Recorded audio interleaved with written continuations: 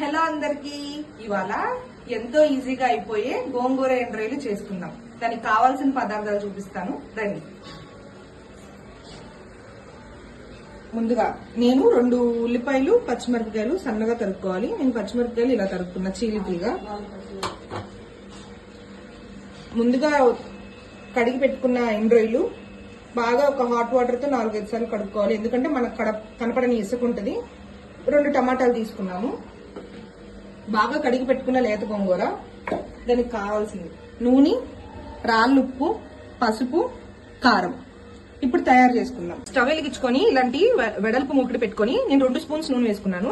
నూనె కాగిన తర్వాత నేను లైట్ గా పసుపు అనేది వేస్తున్నాను. ఎందుకంటే రొయ్యలు వేపుతాం కదా, రొయ్యలు ఉల్లిపాయల ముక్కలు అనేవి అడుగంటాం అనమాట. మనం గుడ్లు ఉడకపెట్టుకున్నప్పుడు వేపాలనుకున్నా సరే ఇలా నూనె వేసుకొని పసుపు వేసుకొని దాన్ని కొంచెం కాగిదాకా ఉంచుకొని అవి వేపితే ఎప్పుడైనా సరే అవి అడుగంటాం. సో నూనె బాగా కాలింది.